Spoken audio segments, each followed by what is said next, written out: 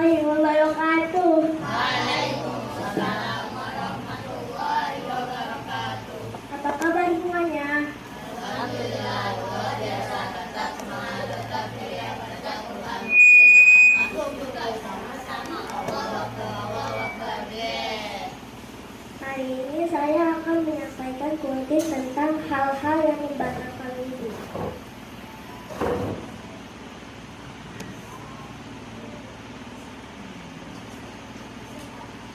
Satu, buang air kecil. Satu, bukan aku. Dua, keluar angin dari ubur. Tiga, hilang ingatan atau gila. Empat, mabuk. Lima, tidur nyenyak. Sekian dari saya, semoga bermanfaat. Warahmatullahi wabarakatuh. Assalamualaikum warahmatullahi wabarakatuh. Waalaikumsalam warahmatullahi wabarakatuh. Apa kabar teman-teman? Tetap semangat, tetap ceria pada Quran. Innalah masuk surga sama Allah Akbar. Hari ini saya akan bertim dengan tema adab-adab menguap. Menguap adalah sebuah gerakan refleks menarik dan menghembuskan udara dari hidung. Ganti lagi, Bi. Biasanya udara yang disertai kuman menguap biasanya karena mengantuk atau lelah. Menguap adalah dari setan. Oleh karena itu, apabila salah seorang dari kamu menguap, itulah serapat mungkin karena ketika salah seorang dari kamu berkata, wah, pada saat menguap, setan akan menertawakannya.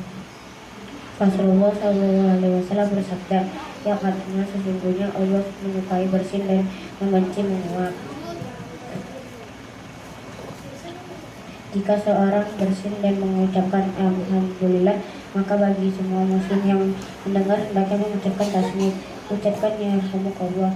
Adapun menguap berasal dari setan, oleh karena itu hendaknya dilawan semampunya, dan jika ia katakan maka setan pun tertawa. Dari Abu Sa'id Al-Khudri ia berkata, Rasulullah SAW pernah bersabda, jika salah seorang dari kalian menguap, maka hendaknya ia menahan mulut dengan tangan, sebab setan akan masuk lewat mulutnya.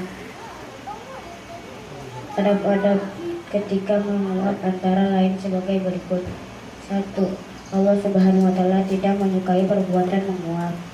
2. Menguap berasal dari setan. 3. Sebab menguap adalah karena banyak makan dan minum. Demikian tutup saya, akhirul kalam. Wassalamualaikum warahmatullahi wabarakatuh.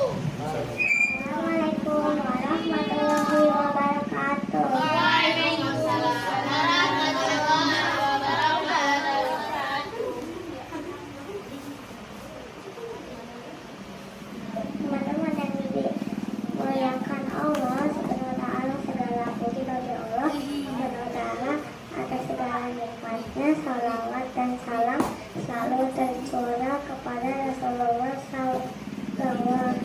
Sedekah adalah salah satu amalan yang sangat dianjurkan ke dalam Islam. Tidak hanya bermanfaat bagi penerima, tetapi juga bagi pemberi. Rasulullah SAW bersabda, sedekah itu tidak mengurangi harta. Hadis riwayat Tirmidzi. Sedekah tidak harus dalam bentuk uang atau barang, senyuman, sapaan yang baik serta membantu sesama juga termasuk sedekah. Mari biasakan diri untuk bersedekah agar hidup kita diberkahi dan mendapat ridha Allah SWT. Manfaat sedekah. 1. Menghapus dosa. 2. Pembuka pintu rezeki. Buka pintu rezeki. 3. Wala. Demikian kutip ini saya sampaikan. Akhirul kalam. Wabillahi taufiq wal hidayah. Wassalamualaikum warahmatullahi wabarakatuh.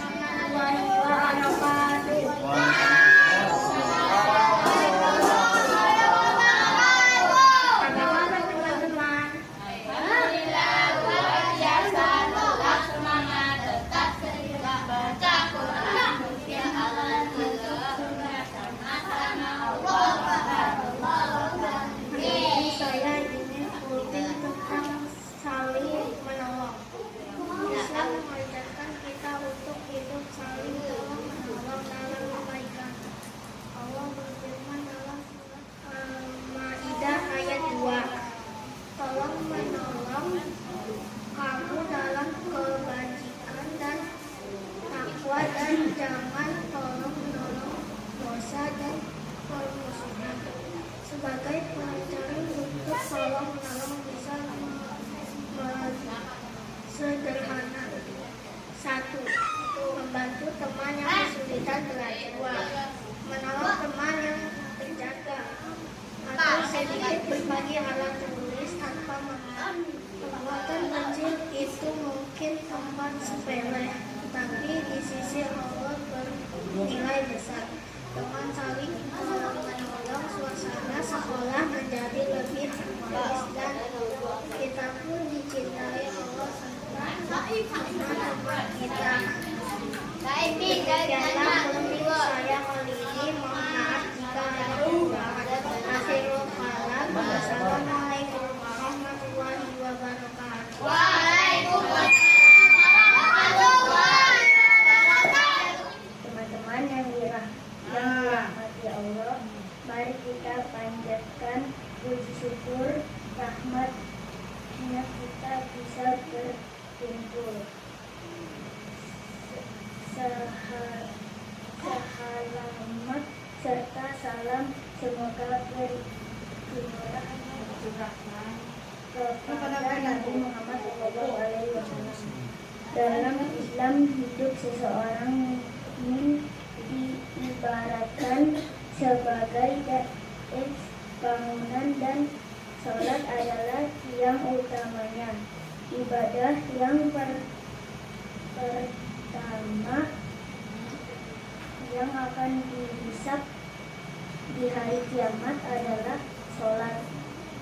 Jika sholat kita rusak, maka seluruh amal perbuatan kita pentingnya menjaga salat. 1. Sholat sebagai komunikasi langsung dengan Allah.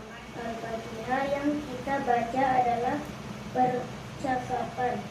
Ruku adalah tanda kerendahan hati.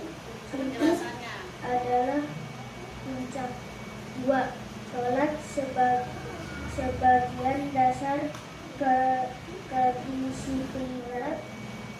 Sewaktu mengajarkan kita disiplin waktu dan komunikasi yang paling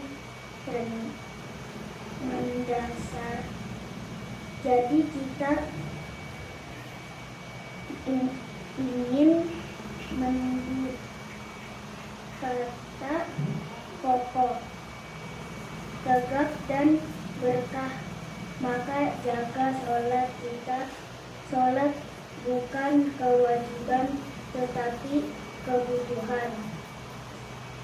Semoga Allah menerima setiap amal dan sholat kita. Wassalamualaikum warahmatullahi wabarakatuh. Assalamualaikum warahmatullahi wabarakatuh.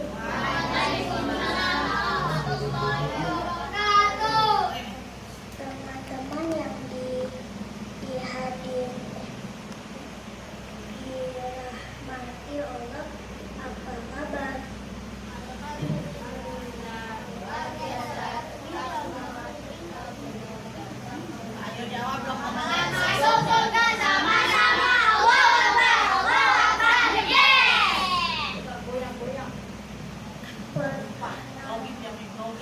Perkenalkan, saya di sini menyampaikan kultum dengan tema sikap sabar.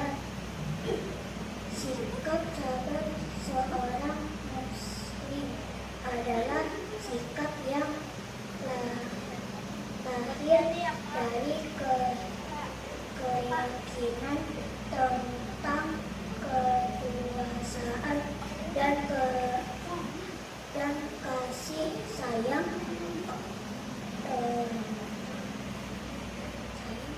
Allah Subhanahu wa Ta'ala, karena Allah Subhanahu wa Ta'ala telah memberikan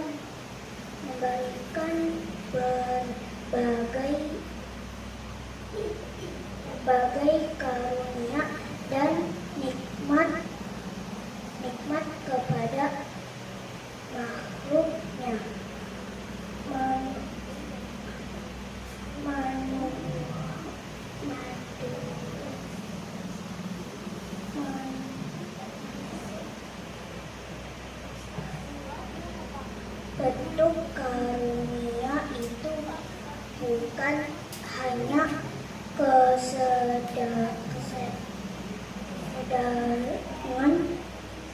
belakang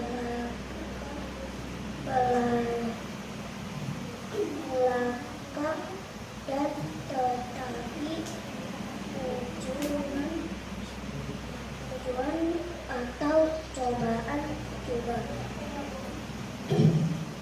Sikap sabar dan kehidupan sehari-hari. 1. Menghindari perbuatan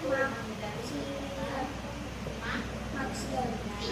2. Jaga sedang hidup. 3. Menahan diri dari sifat malas. 4. Menjalankan puasa dengan menjaga lisan, hati, dan pikiran. 5.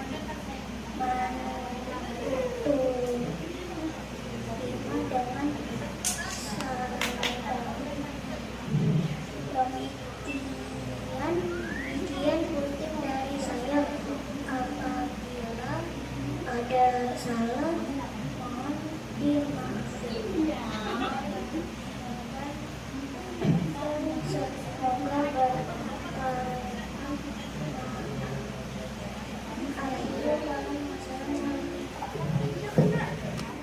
Assalamualaikum warahmatullahi wabarakatuh.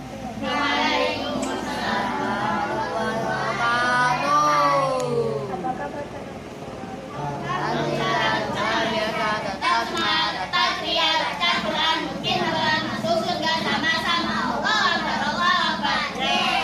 hari ini saya kunjung tentang pentingnya menjaga lisan.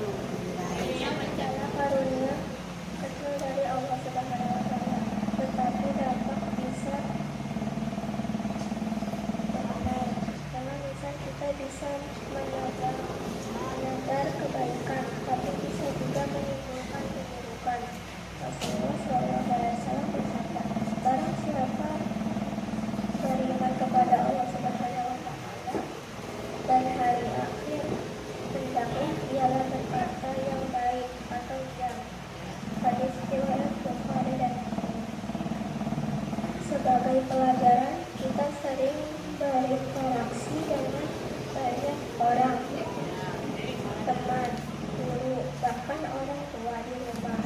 Kadang tanpa sadar ucapan kita bisa menyakiti perasaan orang lain, seperti mengejek, bergosip, atau berkata kasar.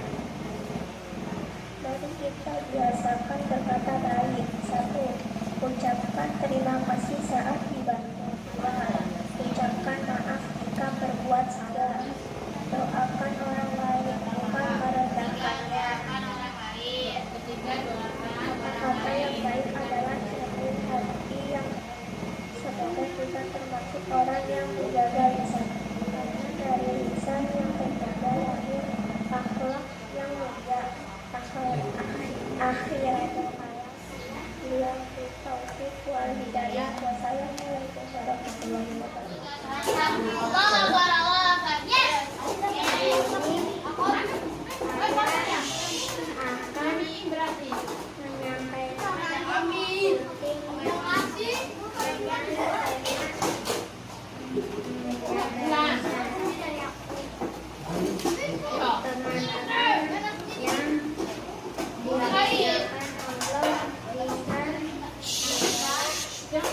Jangan berisik sih.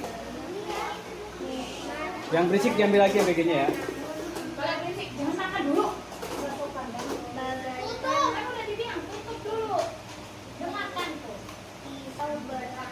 Besok, oh hari besok kita tanyain di selama sepekan ini apa aja. Dari aja kalau nggak bisa yang aja. Tanya berarti nggak bisa. Ke surga atau justru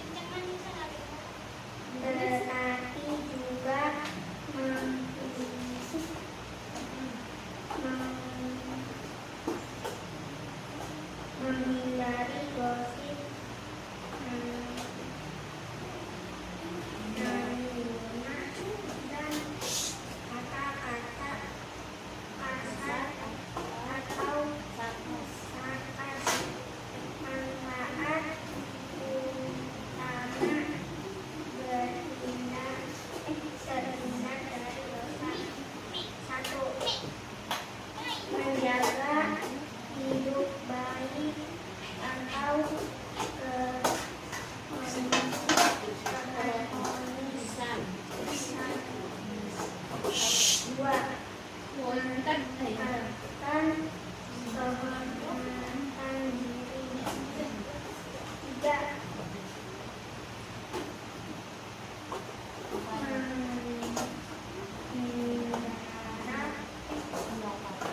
mendapatkan ketenangan diri. Demikian penting hari ini. Semoga bermanfaat. Assalamualaikum warahmatullahi wabarakatuh. Kurang kencang suaranya. Waalaikumsalam warahmatullahi wabarakatuh. Apa kabar sahabat-sahabatku semua? Alhamdulillah, luar biasa. Tetap semangat, tetap ya.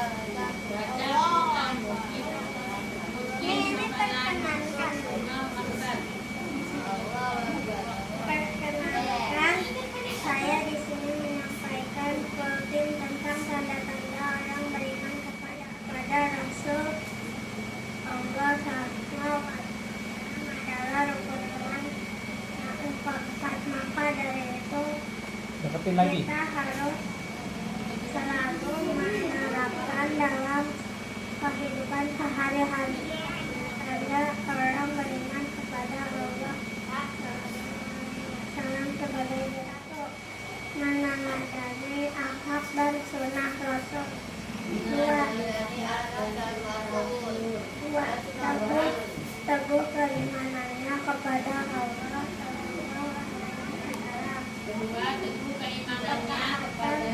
Ketaatan pada Rasul adalah bukti keimanan kita kepada Allah. Tiga, meyakini kebenaran yang dibawa para Rasul.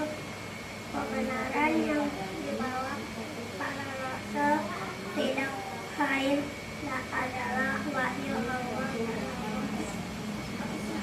yang berupa Al-Quran. Tidak membedakan antara Rasul yang dan yang lain.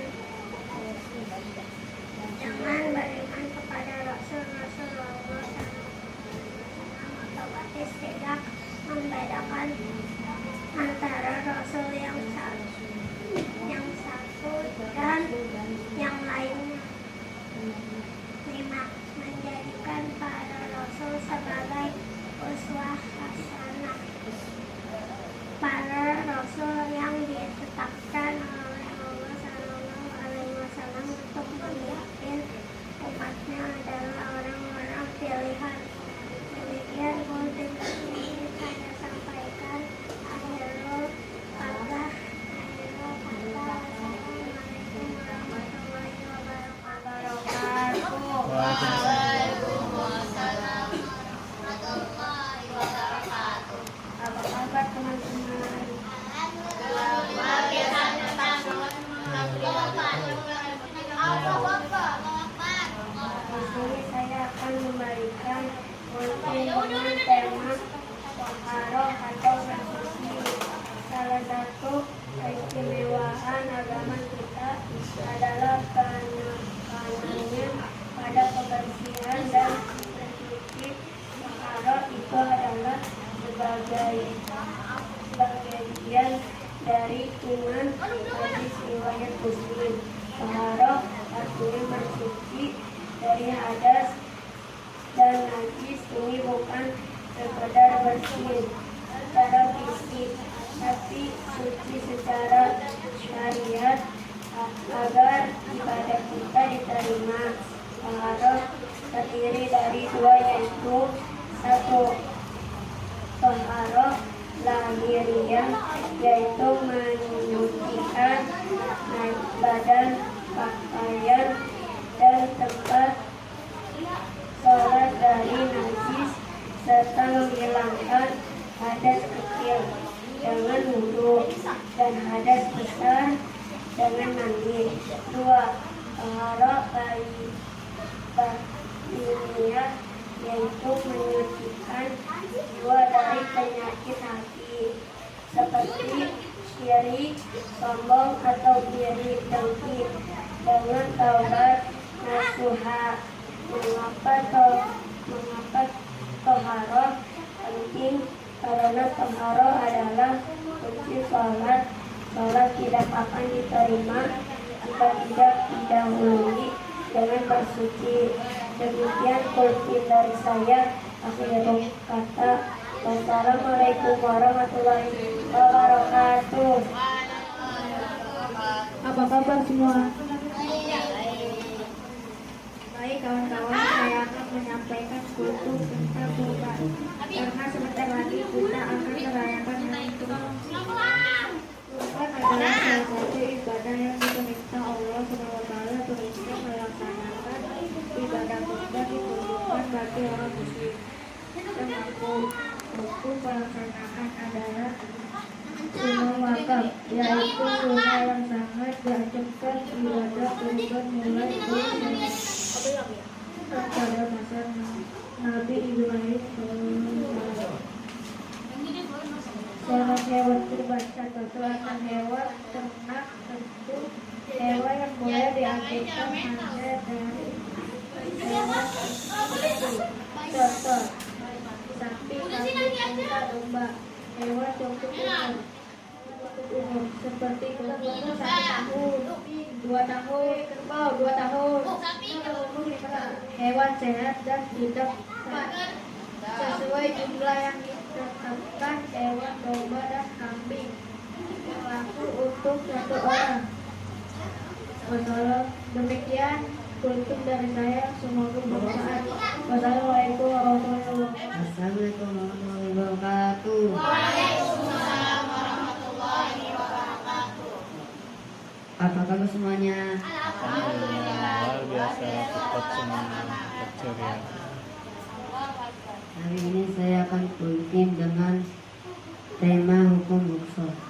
Secara bahasa bukso berarti keringanan atau kemudahan.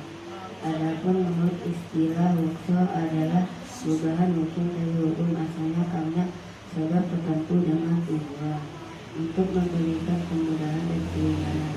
Bukso adalah kemudahan atau keringanan hukum yang diberikan Allah SWT kepada hambanya dalam kondisi tertentu. Sebab-sebab bukso dalam ibadah: 1. Perjalanan jauh safar dalam Perjalanan penentuan jauh mencapai radius 48 mil atau 80 sakit atau terhindar tahuan atau jahil, kelupaan nisyan, kelupaan atau nisyan, paksaan kanan, kesulitan dan umumul bahwa najis yang menjelang bulan, kesulitan dan umumul bahwa coba kesulitan dan kesulitan dan umumul, ya umumul, bahwa kesulitan atau umumul, ya dan umumul najis bahwa yang ya atau najis yang meluas, ya bang atau najis yang meluas ya.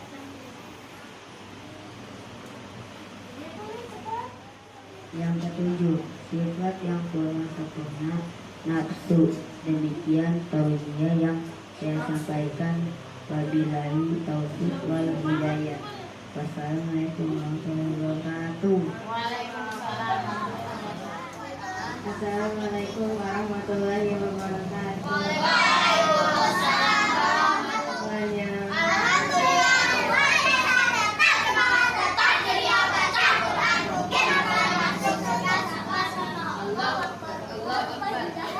Hari ini saya akan kultum dengan tema pengertian taubat. Secara bahasa taubat artinya kembali.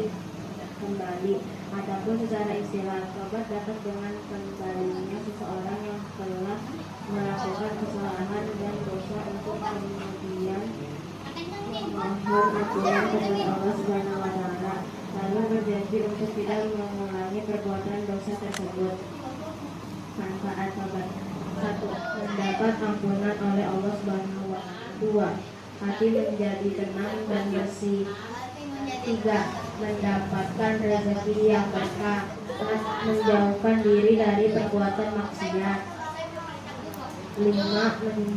Hidup menjadi tenang dan bahagia. Sekian dari kutin saya, semoga bermanfaat. Maaf kalau ada kesalahan dalam kutin saya. Assalamualaikum warahmatullahi wabarakatuh.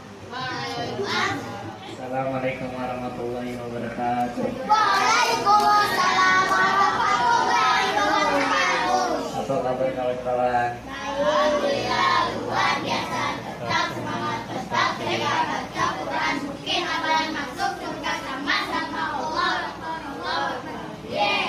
Kejujuran adalah sifat mulia yang harus dimiliki setiap muslim. Orang yang jujur akan dipercayai dan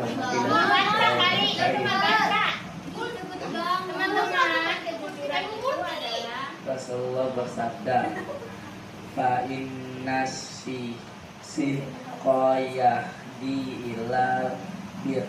Artinya, kejujuran membawa kepada kebaikan. Hadis riwayat Bukhari dan Muslim.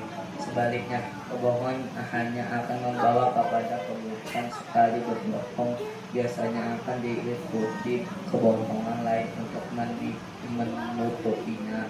Meski terkadang jujur itu terasa berat, hasilnya akan selalu lebih baik. Kejujuran juga membawa ketenangan karena kita tidak perlu menyembunyikan sesuatu.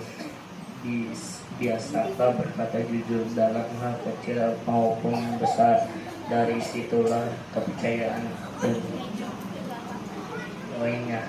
Utamaan kita berbuat baik. 1. Mendatangkan ridho Allah.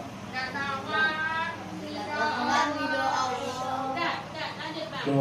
Pahala berlipat ganda. 3. Serta menjadi amal jariah yang tak putus. Demikian, wassalamualaikum warahmatullahi wabarakatuh. Assalamualaikum warahmatullahi wabarakatuh. Apa kabar sahabat surgaku? Alhamdulillah luar biasa. Tetap semangat, tetap ceria. Dalam Quran mungkin amalan masuk surga sama-sama. Allahu Akbar. Allahu Akbar. Saya akan membawakan foto singkat tentang larangan jangan marah bagi surgaku yang dimuliakan Allah. Marah adalah emosi manusiawi, namun Islam mengajarkan kita untuk mengendalikannya. Rasulullah Shallallahu Alaihi Wasallam bersabda, engkau marah, maka bagimu akan surgaku yang dimuliakan Allah. Marah adalah emosi manusiawi, namun Islam mengajarkan kita untuk mengendalikannya. Rasulullah Shallallahu Alaihi Wasallam bersabda, engkau marah, maka bagimu surga. Pesan ini diulang 3 kali oleh Nabi kepada seorang sahabat, menunjukkan betapa pentingnya menahan amarah. Mengapa kita dilarang marah? 1. Marah berasal dari setan. Setan diciptakan dari api dan menyukai emosi yang meledak-ledak. 2. Menimbulkan penyesalan. Marah sering membuat kita berucap atau bertindak negatif yang berujung penyesalan, seperti merusak hubungan atau melukai orang lain. Rasulullah Shallallahu Alaihi Wasallam mengajarkan cara meredakan amarah. 1. Membaca ta'awuz. A'udzubillahi minasyaitonirrajim. Diam atau tidak berbicara. 3. Mengubah posisi, atau jika berdiri maka duduklah, jika duduk maka berbaringlah. 4. Berwudu, karena api amarah dipadamkan dengan air. Mari kita latih diri untuk menahan amarah agar tercapai kenangan hati dan ganjaran surga. Wabillahi taufik wal hidayah. Wassalamualaikum warahmatullahi wabarakatuh.